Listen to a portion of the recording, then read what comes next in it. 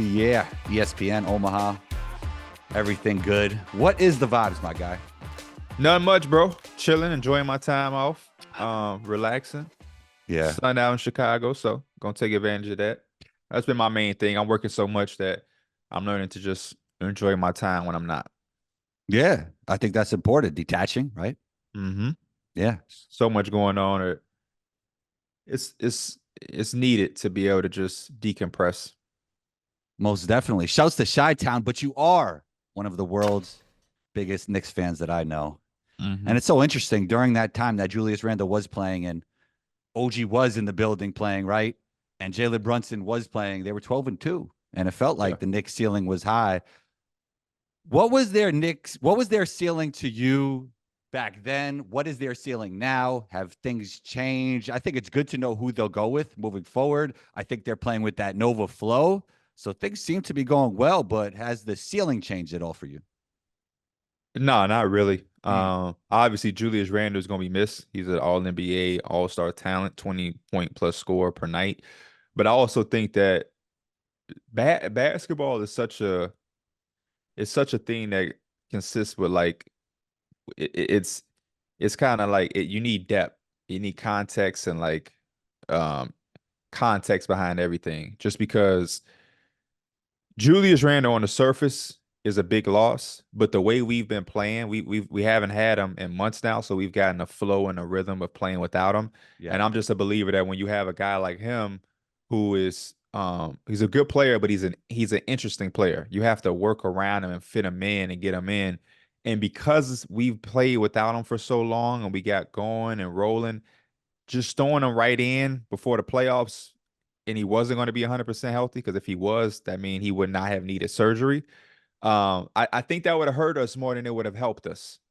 I'm more so love the fact that we get a guy like OG, because I think OG is a guy that you can just drop right in. He's going to defend. 100%. He'll play in a corner without the basketball. He'll cut, and it's a lot more easy to work him in. So, because we are a team that's like in that pack, but we aren't Celtic level, I think Yeah. our ceiling is kind of the same. If we match up against the Celtics or anything like that, we got to really, be the underdogs trying to hit that home run. And I think that's with or without Randall. That's the case. Obviously, with Randall at full health, we are a better, deeper team.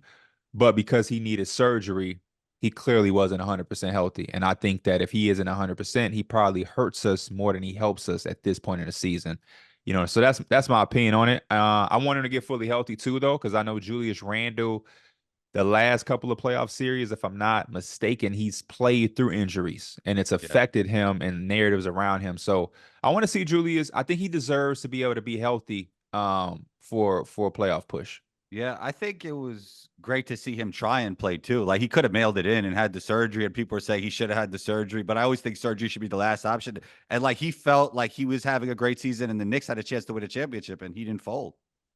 No, yeah, like I said, you definitely got to respect it. That's why I'm more so on the side of him getting the surgery, because we've seen him do this before. This ain't the first time Julius has tried to play through things or, Mm. put the team first. So whenever a guy shows you that he's been here since the start of our revolution of this new Knicks era, he was at the forefront of it. Knicks fans and our organization should have nothing but love for Julius and support him while he goes out and get healthy. He really, really does deserve the chance to be able to go get right. Yeah, the Knicks still do have Brunson. Another huge night for him last night. Becoming a usual night. It is becoming a usual night. Is the MVP conversation legit for Brunson? What do you mean when you say conversation? That he should get MVP votes. I don't think so. No. I think there's always a top three, and I just don't think Jalen Brunson's in the top three. If you Is he if in the top five? I mean, once it gets past five, I really lose track. I mean, if you're a Knicks fan and you really care to put Jalen Brunson in it, sure. But I mean, I don't think Jalen Brunson would give a damn. If I'm fifth in MVP voting, I mean, do I really care? To be honest with you, I never understood the top three. If I'm third, I'm kind of like, unless me and the second person are neck and neck, but it's always like the winner and the runner up to me. I can't tell you who is the third best team in the NBA the last 2 years. I remember who won the finals and who lost. I don't remember the other team in the conference finals who didn't. It's the same thing with MVP. It's the same thing any other award. It's like I for a Knicks fan, I'm sure Jalen Brunson is fifth. Yeah. But like in the grand scheme of things, that those conversations personally don't move me. I'm more so moved by the trajectory of his career, the fact that he is like leading a team, but I don't even think he don't get anything from being fifth in MVP voting. You know what I'm saying? Yeah. Except maybe all NBA, but I would say they will remember this year's third option. And I think like that's SGA. And I think people actually will remember that. Yeah, because I think SGA might be close to the second person, which is Luka. I think they would kind of be neck and neck. Because I think Jokic has the record on both of them. Jokic has the stats, which he kind of balances out. Does he have Luka. Does he have the raw stats over Luka? Not the points and stuff, right? I'm not sure. My case is that if he doesn't, they're neck and neck. I believe him, and off the top of my head, him and Luka are kind of neck and neck. There is no real separator between them. The separator between those two is the standings. Yeah. And you know what I mean? So he has that. And I think the next thing is Luka and Shea. Luka would have the numbers over Shea. Shea would have the record with the young, inexperienced team. So they might be a little close. And it's just been an incredible year for OKC. So I think this entire year for OKC and their fans will be remembered. I think they're going to remember every damn thing because they went from this young team that had a bright future to now it's like, no, we're not future, we're right now. So I agree with you. I think that because of that, they're going to remember everything. But like at some point, SGA is going to win an MVP, and we're not going to be like, remember when he was third? Like I don't know. That's just me though. That's just me. The Luka Jokic conversation is interesting because I think it's very close as well. Probably the separating factor is how bad the Nuggets are when Jokic isn't playing. I mean, it feels like he's more valuable to his team than Luka is, even though Luka is incredibly valuable as well. Yeah, I think Jokic is having an overall better season. Because of what he does to his team. And it's another tough conversation to have because obviously the Mavs ain't the Mavs without Luka Doncic either. This is a dude that had a 70-point game, 30-point triple-double. Was triple-double before halftime, 20-point first quarters. Like Luka has done everything. 73, right? Yep, 73. I'm more focused on Luka in the postseason. I think this could be a season where Luka takes the title of being the best player in the world. So I'm more so looking at that. I think MVPs are in the future cards for Luka. And I'm happy that he's put himself in that spot as the number 2 guy.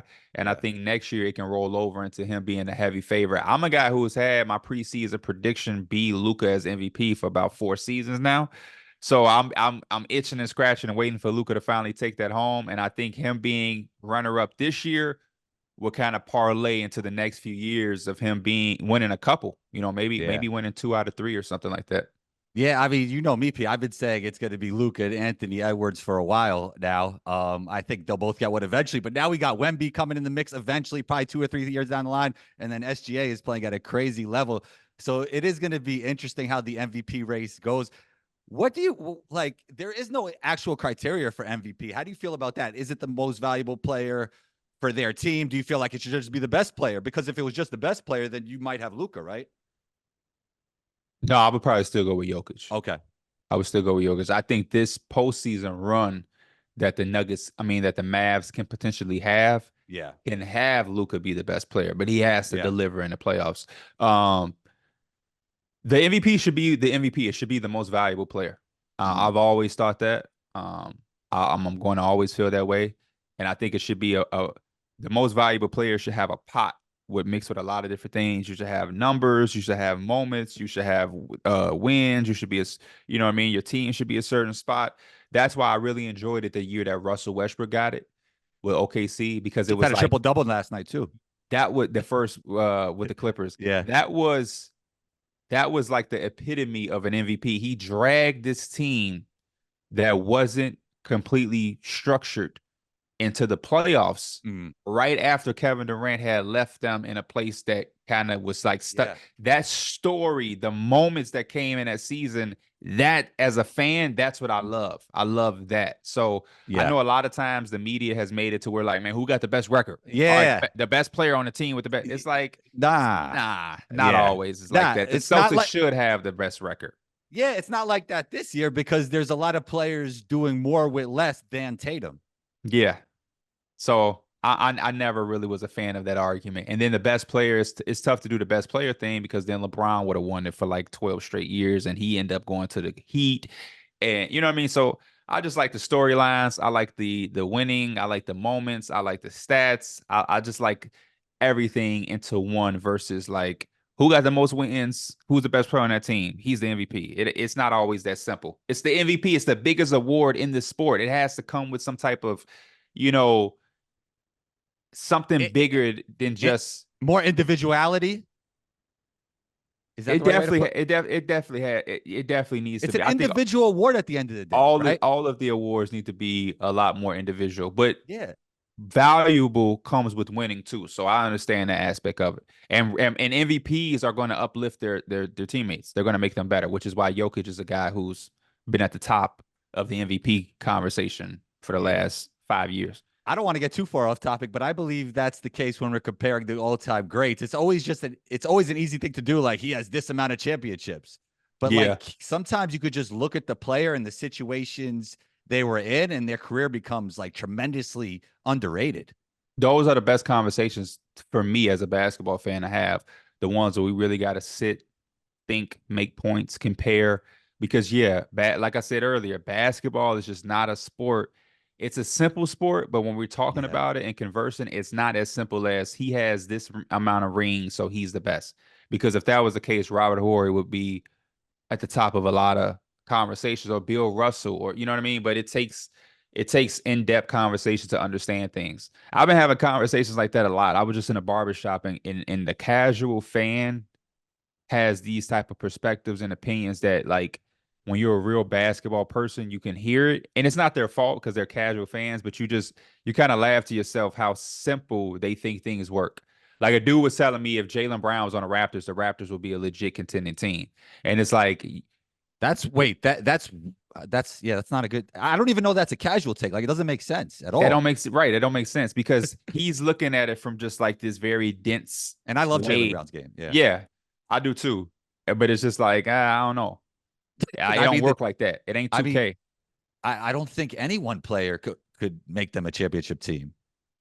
They're a Nah, rebuilding yeah. team. They're a rebuilding team. His point was just that Jaylen Brown is really good and he could lead a team. And I was just like, I think that is those are the conversations that a lot of people who don't study the game of basketball kind of fall into because a lot of guys are number twos, and there's nothing wrong with that. Being a number one comes with a lot of responsibility that the average person doesn't consider. So playing next to a Jason Tatum, that means you're not getting the best defender on you. Responsibility is a little 100%. different. You know what I mean? When 100%. you go and get your own team, now you got the best team, other team's best defender. When you're in the playoffs, it's 7 games they can key in on you, and that's just not a situation that a lot of guys want. So these number twos that we look at and we say, man, they can have their own team. They might score 3 or 4 more points per game in a regular season, but it's a whole different monster and beast.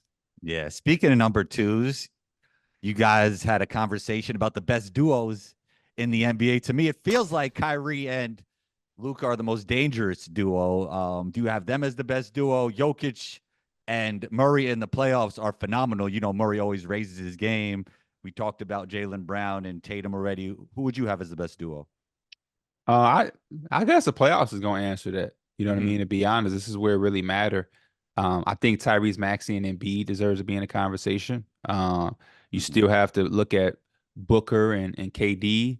You have to look at Kawhi and Paul George. Like that, I would love to give you an answer, but I think we're going to have our answer the next few weeks with the playoffs because we still don't know what we're going to get from Paul George or Kawhi. They might match up. They're probably going to match up against Luka and Kyrie. You know what I mean? So Mm-hmm. that duo was going to be nice.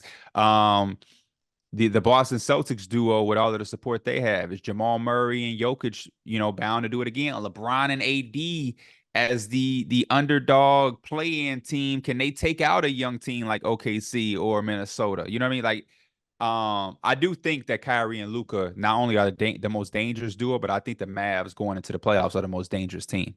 Better chance than the Knicks to win it all? Who? The Mavs?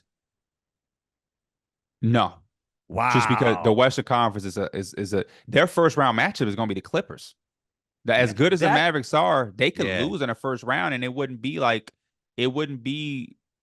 I wouldn't look at them too bad because the Clippers peaking at the right time, clicking, they are one of the most dangerous teams too. Yeah. The I think. Knicks, our first round matchup would be who? The Pacers? I'll play the Pacers over the Clippers any day of the week. Yeah, it's crazy because I mean, there's a lot of complaining when it comes to today's NBA, but I don't think we ever had this kind of depth in terms of teams and marquee names, right? It feels No, like, yeah, yeah, the parity it is feels like every series is popcorn. the parity is at an all time high right now. I'm loving the parity in the NBA, especially coming off the last decade, the 2010s, where we got a lot of Cavs versus Warriors, and we knew that was going to be the finals, or the Big Three Heat when we knew that they would be in the finals. It's good to kind of get this parity of the unknown, where like the team like the Clippers with Kawhi and Paul George, they could be sent home in the first round. Yeah, Devin Booker yeah, and Kevin Durant, Brad Beal could be sent home in the first round. OKC team that had an incredible season, they could be sent home in the first round. You know what I mean? So it's yeah. like the LeBron and AD, they could be sent home in the first round. Somebody's going home early. It's a lot of legacies and things that can be defined in these playoffs. Do you feel that OKC, the experience, there's just not enough of it there, or they could just defy all the odds because even though we haven't seen this kind of trajectory in the past, they could win it all. I mean, they can if we're being in a technical situation, but Yeah, they definitely lack the experience. We're going to see how much it plays a part. That's why I'm very interested in watching them and seeing how it goes because yeah, as an NBA analyst, you have to take that into consideration. But I love when the odds are defied. You know what I mean? I love when like a team that we look at like, oh man, they don't have experience. If they come and go on a run, I would love that. You know what I mean? Like, um, because that would shut it up for the next team that comes. You know what I mean? So it's like, I don't know. It's going to be interesting to find out if the experience is going to be something because playoff basketball is a different monster. They got Chet, who is technically a rookie. J-Dub is in his second year. They are extremely, extremely youthful. Is this Josh Giddey third year? yeah, They're very young. They are a very young team. Cason Wallace is in the rotation. He's a rookie. So if they can overcome the inexperience, that would be very, very big for the NBA. But I think if they do fall short, my mind is how much grace is the NBA media going to give them? yeah. Let's say they lose in the first round. What do you think the reaction is, or what's the talk around Shea's name or OKC or whatever? I'd like to actually change that conversation. I want to see Shea take out Steph and LeBron and see him become a household name with the casuals. That's what I really want to see. Like, I want to see him beat one of them. You don't think he's a household name already? I No, thought no. this year See, established see, that. see, see. You're in the NBA world. So when I ask my mom who SGA is, she won't know. But is your mom a casual fan or just like a not basketball person at all? She's a You have to. basketball person because of me, but she's only going to hear about the stuff that hits Good Morning America, like Caitlin Clark. So I see, but I don't think she classifies as a casual fan. A casual fan, I would say, is like the people in a barbershop who they Mm, don't know they don't know as much as me and you, but they know who Shay is. How many basketball games in a week is your mom watching? NBA full games. games, full Yeah. games. If I'm there, baby, that's it.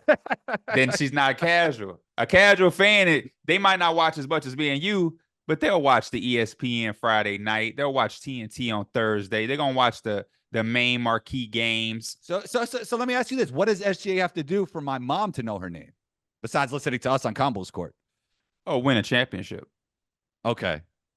When, grandmothers, I think, like you said, watch Good Morning America. Right, right, They right. watch the news. That's when you're like you have to win a championship for you to be on. Like, um, my grandma probably knows Steph Curry because he's won championships. He's been on ABC. You know what I mean? Like that's what comes with winning a championship. The front page of the Chicago Sun-Times. You know what I mean? Like that. I don't think unless somebody has a grandmother that's just casually watching ESPN, then I don't think you're really gonna know. Yeah. And Gotta win Chelsea, that championship though. yeah. Yeah, To I be just known think. for the right reasons. You can also be known for the wrong reasons that Well, which that's we a don't want that to happen. well, that's a fact. So let me shift to a casual question, P, Yeah. because casual questions seem to do well. And I asked this to somebody in the gym, and they looked at me like I was nuts, Pierre. But I'm going to ask Was that person in the gym a casual? Yeah, but I Okay. think I think in our circles this probably wouldn't be a good question, but I think it's an interesting question. Oh, okay. So my question to you is: Will Caitlin Clark's impact at the next level be closer to Jimmer Fredette's or Steph Curry's? Oh, Steph Curry's, 1000%. I think it's disrespectful to put Jimmy Fredette's name next to Caitlin Clark's. To be honest, um, you can already see what's happening. She just lost in a championship, um, and she got thanked by the opposing coach. Coach Dawn like thanked her for her contributions to the game. Like the respect level for Caitlin Clark is out of this world. There's no doubt. She's clear cut number one. Jimmer Fredette, as good as he was good in college. He was never a consensus number one overall pick when he was going to the league. You know what I mean? We only have to talk about how his career panned out, but he was not even That's the true. clear cut number one. She's clear cut number one. She has ads. She's broken records that Jimmer never scratched. She is like by far Steph Curry more than Jimmer So you Fredette. feel it's more of like an undeniable thing, like Wemby, LeBron, Curry wasn't actually undeniable coming out of college, but you think it's that type of situation when it comes to Caitlin? Yep, undeniable. Yeah, It's not even close. I just yeah. saw a team put tickets on sale to come see Caitlin Clark, and she's not even drafted yet, but they know she's going number one. So I just seen like an opposing team say, "We're going to play the Indiana Fever, blah blah blah. Buy your tickets to see Caitlin to see us against Caitlin Clark." Other teams are marketing her. That already changes the game. The numbers of the NCAA championship and the games Iowa was playing and just the women's bracket or a tournament overall, it crushed the men's. That has a lot of to do with Caitlin Clark. Now, don't get me wrong, we got Juju Watkins, we got Paige Beckers, we got Angel Reese. You know what I'm saying? We got a lot of great talent, but it's obviously led by Caitlin Clark. So I think yes, it's undeniable. Yeah. I mentioned Wemby, and I'd love to hear your thoughts on this, P. The Spurs, obviously, really bad right now, P. Really bad. What should they prioritize this season when it comes to building around Wemby? Good basketball players. I think it's that simple. You have Wemby, you have Devin Vassell, you have some other interesting pieces there. But I think as long as you put really good basketball players around him, high IQ guys who can guard multiple the positions, guys who can make shots, I think you'll be fine. They have two lottery picks. They got a boatload of money that's opened up. It's some interesting names that could potentially become available on the open market. But I definitely think you have to start to think that you're not rebuilding. The Spurs have to go in the offseason and understand you're not rebuilding. You have Victor Wembanyama. You're not rebuilding. This is not you don't think like the Pistons. You have to think like you are the Mavericks. Rockets. You have to no, the Mavericks. You have Okay. Luca already. You have your Luca type player where we can etch him in. So you have well, yeah, the Rockets too. The Rockets too. Absolutely the Rockets. Yes, yes, yes, yes, yes. The only thing about the Rockets is there's nobody on their team that's definite. I said the Mavericks because Luca was more definite. Copy. Wemby is definite, but yes, I thought of mindset of rebuilding versus tanking when I thought of yes, Rockets. absolutely. So Sorry, not rebuilding. Win now versus tanking. I Better. would say combine both of those things. Yeah, yeah. So, but another thing about the Rockets is they were so desperate to install a culture because you have Greg Popovich as your coach. There's already a culture that's inside the Spurs ecosystem that you don't have to go out and spend the money they spent if it ain't right. The Rockets Mm. spent absurd money on Fred and Dylan Brooks because they were fiending for somebody that could come in and be Yeah, a reflection of the coach that they brought in. I don't think you have to go spend $40 million on a Fred VanVleet if you're San Antonio. because Wemby is so undeniable, right? Because Wemby is undeniable and because you already have culture. And you have two lottery picks. Some would argue culture's gone. I agree with you. I think Heat, Spurs, Warriors still have culture and probably the biggest culture teams. But some would say just because of this losing season that the way they're going about things, they lost culture. I don't agree with that. No, I think that's somebody that doesn't know what culture is. Culture isn't on wins and losses. Culture is culture. Or something that happens in 1 year. It's over the course of time. There's teams that win that don't have culture. Yeah. They just had good players right there at that time. What is the Clippers culture? Oh my! How about the Nets? Oh my God. Well, the Nets suck right now, but the Well, Clippers are a team that have championship aspirations, and yeah, they're not wrong. What culture do they have? yeah. I mean, I think that's what I'm saying. Like when I think of the Clippers and the Nets, I think of cultureless. Even though one's winning now, one's losing. Yeah. So Yeah, that just goes to the point of like winning don't mean you have a culture and stale. yeah, The Nets, yeah, Nets a mess. Don't yeah. even get me started on the Nets. All right. Last thing before we're gonna get some fun rapid fire stuff. There's a The lot of Nets. conversation around Zach Edey, P. And my thing is, I don't know, man. I don't know about my guy Zach Edey. I think he's dominant at the NBA level. I could think he could be a contributor. Sorry, he's dominant at the NC2A College level. level. Yeah. Yeah. I think he could be a contributor at the NBA level. I also think he could become a top 450 player in the world, but I don't think that necessarily means that your game fits the NBA style of play. I would also say there's also players that like Steph Curry, right? I'm not comparing Zach Edey to Steph Curry for all the casuals out there, but I would say there are players that change everything, right? Like they just change the way we play. And I think there will be a big man at some point in the post that could do that. We're already seeing it with some of the bigs right now, right? Even though they're a little bit more versatile. I just don't think that offensively you change your game plan for Zach Edey post touches. And on the defensive side of things, the question always is, can you guard everybody? Can you guard anybody? And I don't know, man. I just don't see him being a star, even though I hope the best for him. Oh, I damn sure don't see him being a star. Yeah, Hell I no. mean, that's what you want in the lottery, right? I don't think he's not a lottery pick. Oh, some people are talking about him that way. He's not a lottery pick to Yeah, me. I yeah. wouldn't take him with a lottery pick. That wouldn't make too much I sense to mean, me. Rasheed Wallace just said number one. I mean, Well, we see why Rasheed Wallace, with all due respect, isn't drafting for no team. Because he's definitely not. If he was a number one pick, he wouldn't have been in college for these many years. There's a reason. When guys like that go back to college, there's a reason. You know what I mean? You get what I'm saying? There's a of reason. course. He had already won Player of the Year. You know what I mean? Like he did all of that. There's a reason he went back to college. That's Mhm. because he's not a number one overall pick. I don't see him being a lottery pick. Anything is possible in a draft like this. Um, but yeah, I think he can be a guy that can contribute. But I agree with you. My standpoint is always the same. I'm always looking at college guys and what they do and how it can be translatable to the NBA. And again, I don't see teams dumping the ball into him and letting him pound, pound, pound like he did against UConn and Donovan Clingan. So because of that, how does he contribute to, a team at a high level? And even can he guard in space? He can block some shots, but you know what I mean? He's going to have to get out of the paint for the 3 seconds. There's going to be a lot of teams putting him in a lot of pick and roll actions. There's a lot of teams that have stretch bigs who can take him out of the paint.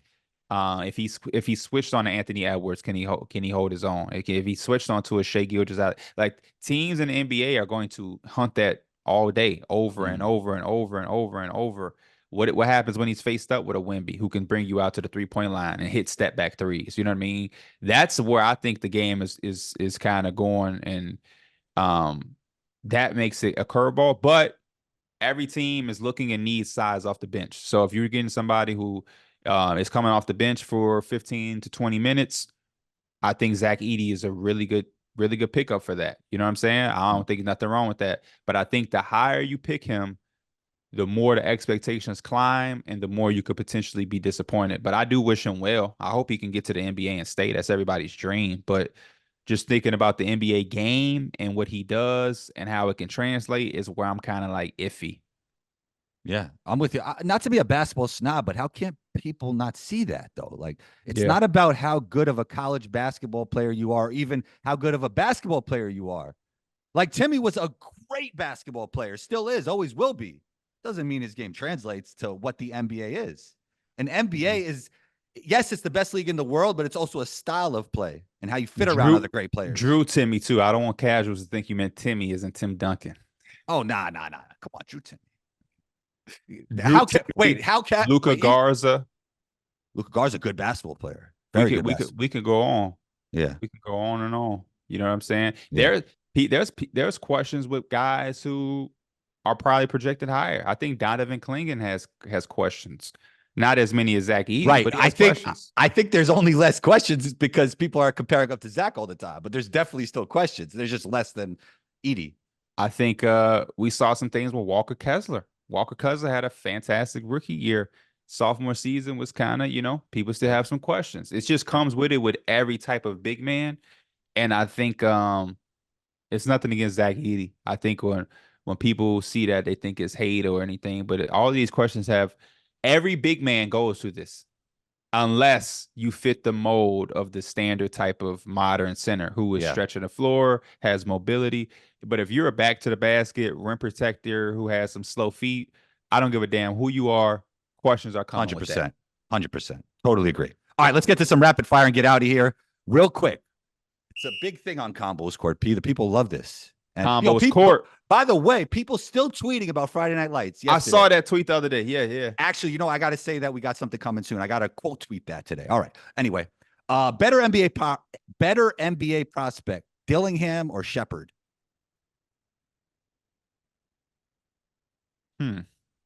Reed Shepherd. You said prospect. Reed Shepherd. Prospect. Yep. Reed Shepherd. Play with the ball. Play without the ball. Decision making. Defense. Better prospect. Who will be the better player? I might go Dillingham. Higher ceiling, real quick. Dillingham. Yeah, I agree. All right. Who's currently the better player, Brunson or Kyrie? Currently, this season, Jalen Brunson. Yep. Kendrick or Cole? Overall, Kyrie Irving. Kendrick or Cole? Well, right now I got to go Kendrick Lamar. I'm a bigger J. Cole fan. The apology was come on, man. Come on. You can't come on, man. You can't apologize, man. If you asked me this 3 days ago, I'd have said Cole. I'm not really feeling the apology. To be honest with you, I'm one of the few people, Combo, who are not only fans of both of these gentlemen, I'm fans of all three of the guys in that little circle. So when I go 100%. On Twitter and I see all their fan bases arguing against each other, you got Kendrick fans saying Drake is weak. You got Drake fans saying Kendrick is weak. Why? I don't get it because I love all three of them. And the one thing I cannot deny as a fan of all three, they're all three legends, and we should sit back and enjoy the music we get from it. But the Cole apology was a little disappointing. I understand it. Birds on the low are saying J. Cole thought of it as like a friendly rap battle. Drake and Kendrick Lamar are about to really, really go at it, and it ain't about to be some friendly little competition thing. So once Cole kind of found out that, oh no, this ain't just a little friendly battle, he was like, oh shit, let me get myself out of this. Let me get myself out of the middle of this. So in our business, we listen to words. I think he even pointed out that they were friends, and they're like in the actual it seemed friendly to me. Anyway, dunks or Jordan 1s? Dunks. What city produces the best hoopers? Chicago. Come on, P. Derrick Rose, Anthony Davis. P. Come on, man. You know it's New York. Come on, man. I'm riding with Chicago. Favorite book. Shout out to New York though. Favorite book. Favorite book.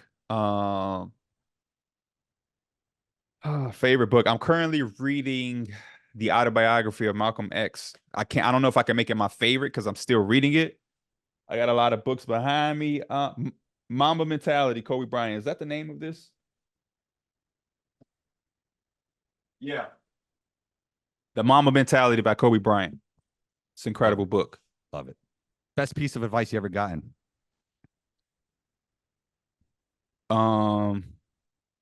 You only get out whatever you put in. That's a big fact, my guy. You know who used to say that all the time? Pops. Oh, shouts to Pops, man. You only get out whatever you put in. You cannot be an all-star with bench player work ethic. That's a big fact. Shouts to Pops. Shouts to EJ. Shouts out to EJ and Pops. Greatest hoops movie ever? Hoop Dreams, Chicago, baby. Okay. I respect You ever seen it. Hoop Dreams? Yeah, it's crazy. You go Chicago. Hoop Dreams is a documentary. I don't know if it's a movie. It's a movie. Okay. I'll go above the rib. See, it shows our Chicago, New York bias. You know what I mean? Yeah. I see. I didn't know if you meant that type of movie where they really act. Okay. Any movie. Okay. Hoop Dreams is in there. Last thing. Who wins the NBA title? I also love Blue Chips, by the way. Who wins the NBA title? Yeah. The Boston Celtics. Wow. The Boston Celtics win the NBA Finals. That's crazy, P. You know, Why? it feels obvious, but then it also feels like a deep cut at the same time. I don't know why. That's just what came to my mind. I have no idea why. Yeah, hey, if they don't win the NBA Finals, it's gonna get ugly. Hey, I actually said this before on this pod. If they lose to the Heat, I'm not talking about them next year. If the Heat take their heart, and I love the Heat, I'm not talking about them for a whole year. They're not in my conversations. I won't be mad at you. That would be a damn shame. They need to win the NBA Finals, man. And I'm not even saying it from the Jason Tatum perspective. I see a lot of people doing that with Jason Tatum. He's like 26. He's been to all of these conference finals, been to the finals. Jason Tatum is having a great career. I hate that we do that in our sport where we put this time clock on, and it's like, man, Luka need to get a ring soon, or else. Jason Tatum need to get the ring, or else. It's like, get one whenever you get one. If Luka gets a ring at 30 instead of 25. I promise you, he's still going to be a legend. Just get the ring. I don't care when you get it. Get it in your prime. Lead your team. Let me get it. Let me tell you why it's a bad take. Because besides the 15 players that win the NBA championship, you could have that take every single time. Every single time. Yeah, Well, there's going to be that's why. That's like 430 players that you could say that about. You didn't win a championship this year. They did it to Giannis. Remember before Giannis won the ring every year? He got to win it. They did it to Jokic, and then he finally got it. I just chill. Whenever they win it, they win it. If they don't win one, when we review it, we'll get to there. But in the middle of the prime, these guys are in position to win one every year. What we going to get up here and tear a player apart every single year, and then they win it, and we sit there and pretend like we didn't say anything? I seen them tear down Giannis as soon as he got up there and started winning MVPs. Like, but he ain't got the ring yet. LeBron and Jordan, all these guys ain't win their first one till like 28. But here we are trying to criticize guys who are 25. Stop it. Silly. Pierre, ESPN Omaha, numbers on the board. You know you're always welcome back on the show. Talk soon, man. Combos Court, baby.